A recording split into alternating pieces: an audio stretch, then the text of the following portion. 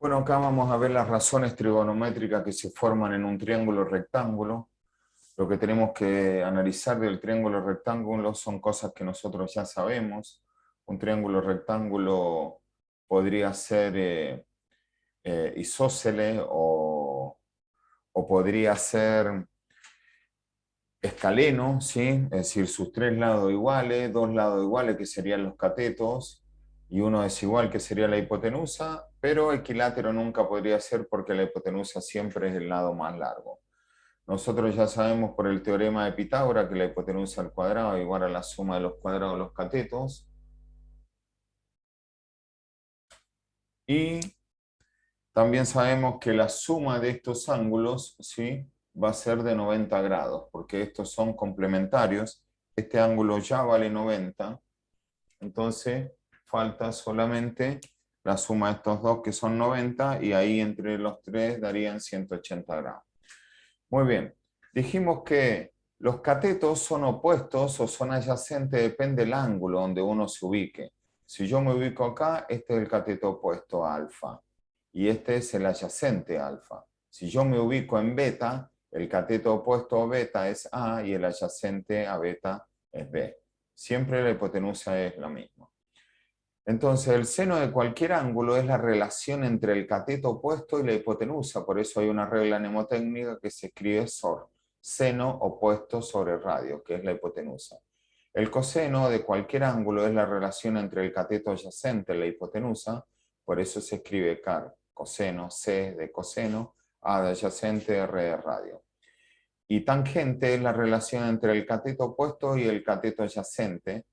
Por eso es TOA, T de tangente, O de opuesto, A de adyacente. Entonces, nosotros acá decimos el seno de alfa, que es igual a opuesto sobre hipotenusa. Muy bien. El coseno de alfa, ¿a qué es igual? Y el coseno de alfa es igual a adyacente, que es A, cateto adyacente, sobre hipotenusa, que es C. ¿Y la tangente de alfa quién es? Y la tangente es opuesto, que es B, sobre el cateto adyacente, que es A. Eso es cuando me estoy ubicando en la posición de alfa para determinar quién es cada uno, ¿viste? Entonces,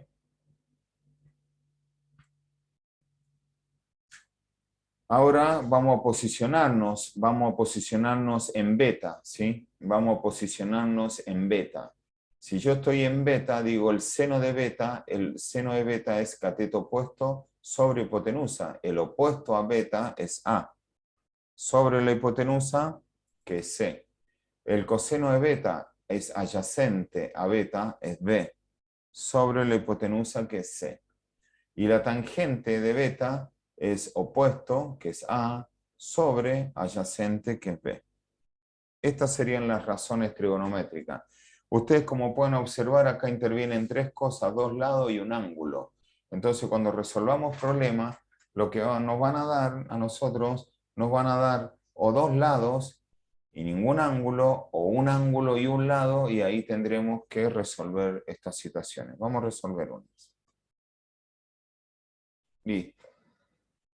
Bueno, ahora vamos a resolver el ejemplo 1.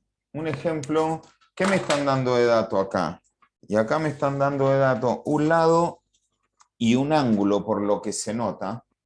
Entonces, como me están dando un lado y un ángulo, ¿sí?, directamente, yo digo, bueno, primero, ¿qué podemos hacer? Mirá, podríamos encontrar el valor de alfa. Acá no conocemos alfa.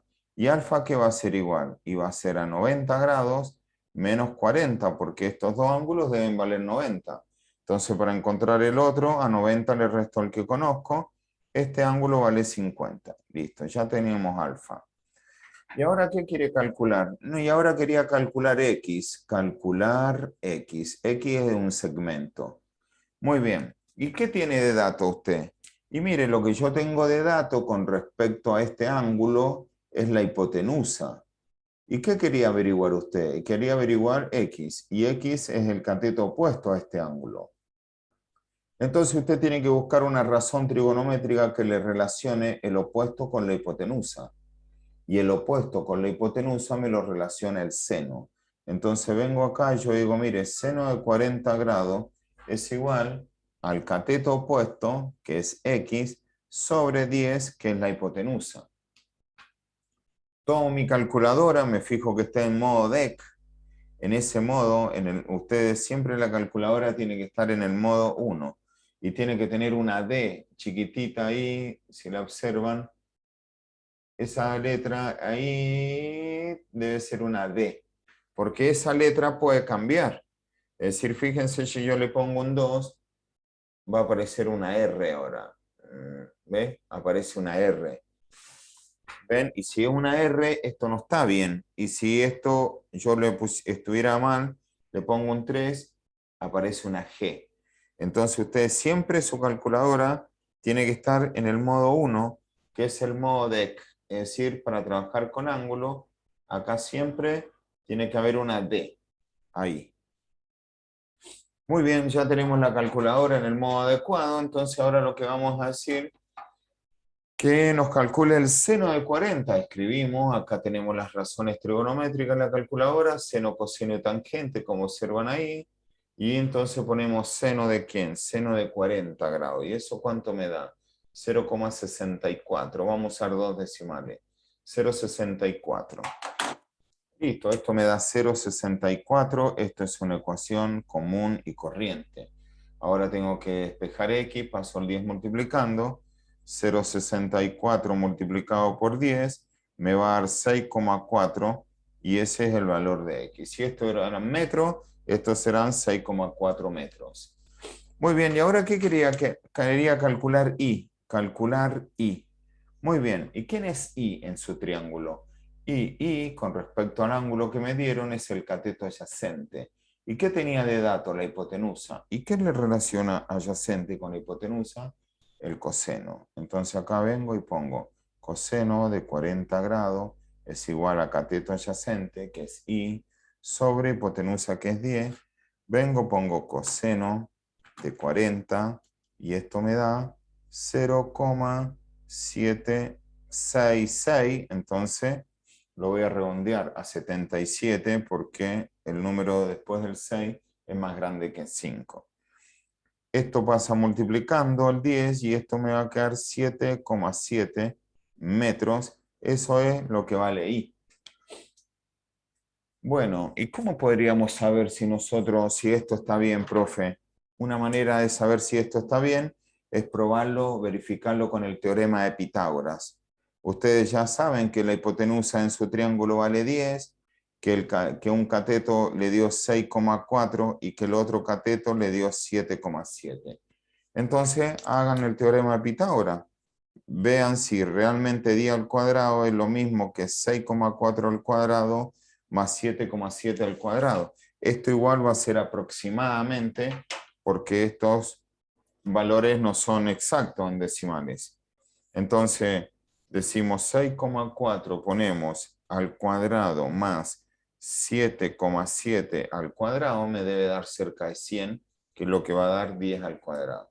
Y me da 100,25, entonces digo, mire, 10 al cuadrado me da 100. Y esto da 100,25. Entonces esto está bien. Y si le agregara más decimales, más preciso va a ser el resultado. Como estos son valores aproximados, está bien. Acá tengo que preocuparme si de un lado me da 100 y del otro lado me da 84. O de un lado me da 16 y del otro lado me da 1,4.